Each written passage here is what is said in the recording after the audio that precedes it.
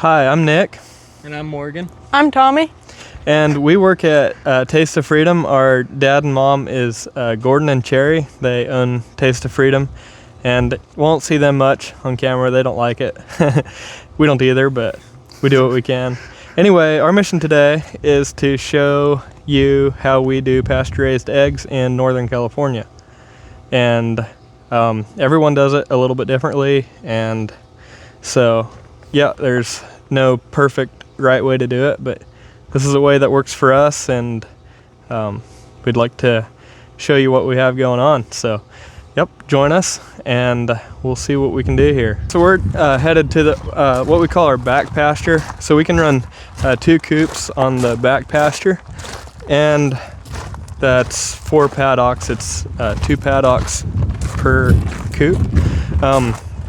What I want to show you is our new coop. It's one that you probably saw on Instagram when we were building it last winter, sometime around December or January. We were building it. It's the newest coop we have. It's a really solid design.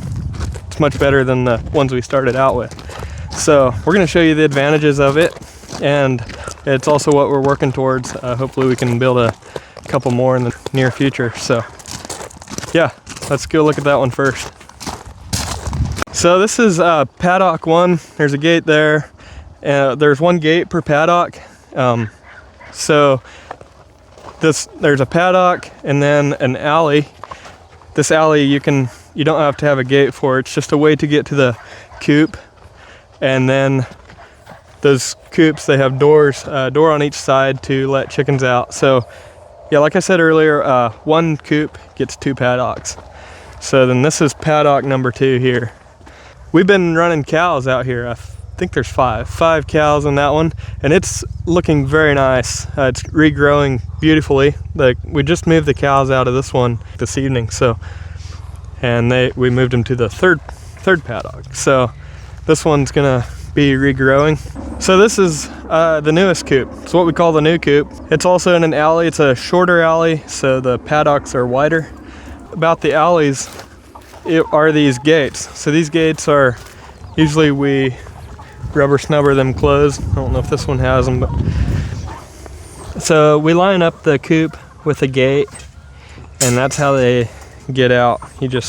When the coop is in line, you just open this up. It stays open all the time, and then the coop has automatic closing doors. Here we got Greg and his wife Gwen. There's some good old donkeys. Chickens really favor shade. That's one thing we found important. So it's evening time. This side of the coop has more shade, so a lot higher population right here. As the sun goes down, this pasture will really fill up. And then we have a water out there, so they don't have to go in for water. One thing to know about this new coop are the egg nests. And the chickens can lay the eggs inside the nest, and they roll to the outside. And we have had nests like this in our first coops that we had, but we just put them inside, hanging on cables. And to go inside and bend over that far to gather eggs is quite backbreaking. So we got these.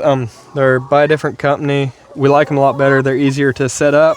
They have this door into the nesting area where you can, if there's a chicken brooding in here, a hen, you can push it out to the inside. So then we have the same thing on the bottom, and like I was showing you, you can see a chicken there, so you try and push them out. She was sitting on some eggs, but she'll let go of them. Yeah. And so yeah. Looks like it's time to gather eggs. We gather eggs in the evening, and then we feed in the morning. So this is a feed bin, and that we fill with a skid steer and a tote. Here shortly we'll be using our auger, feed bin with an auger. It's about so big, and you just open it up here, and the auger will just auger it into there. And then it's getting low enough you can almost see the doors on the inside. It can go up and down on an electric winch. You just push the up arrow and it starts, and that is powered by solar. So the solar panel's right up there, and it has a battery, just a car battery. So yep, everything out here is off-grid. Well, besides the water, this is water essentially piped in from our own house well. So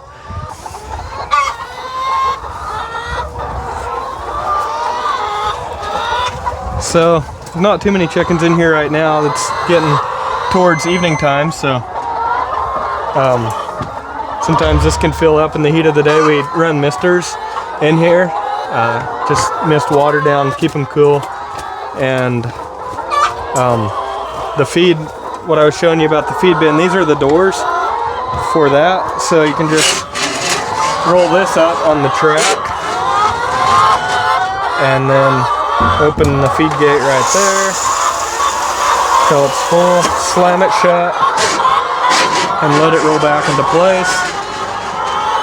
This roosting here is definitely essential for laying hens. You'll see meat bird coops or broiler coops, they won't have this setup here for roosting, but laying hens definitely use the roost. They load these up at night. Just all 550 birds are up on here, so that's enough room for them. These are the waters. They work by weight. So when it gets heavy enough with water, it stops. If it gets light enough, it starts running water again. So pretty simple. And yep, these are the automatic doors here. You can close them and open them manually, but they are set with a time. I think they close around 9 o'clock, so. It's perfectly symmetrical side for side. So whatever's on that side of the coop is also on this side. So everything runs in the end walls. So if we come out here, this is the other side of the coop. And we have short egg nests on this side and long ones on that side. And chickens going out both sides. We will go and look at the ones we started with, the red coops over there. Two of those we started with. This coop is, how we move it, is just on skids. It's got a couple of chain hooks on the two main runners, and you just hook a chain on, and it's the same on the other side. So if you want to pull it that way, you hook it on over there. If you want to pull it this way, you hook it on over here and just pull it down the alley. So chickens are out on this side in the shade. It's more of a metal structure. It has the tin siding on the walls, and instead of just a kind of open air design. It seems to get hotter in these coops in the hot summer.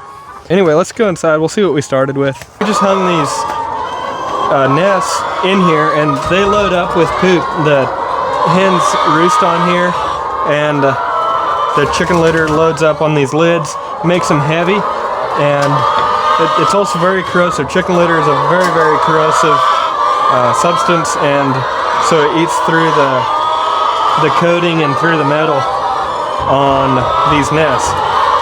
And this coop has a big problem with laying floor eggs. What we had to do is put nests down in the corners to where they would lay. The hens would try to lay in the corners as much as they could, creating a big pile of eggs in there. And so what we did is we just had to put nests in the corner, and so we have to bend down a long ways to gather. But this coop has been gathered this evening already, so no eggs in here. The other downside to this coop is the feeding. We have to bring 5-gallon buckets of feed and dump them in these feeders. If we didn't have the lids on, they would roost and poop inside the feeders. We have two smaller roosts in this barn. But it's great. It's what we started with, and yeah, we hope to move them on to the next phase of the project.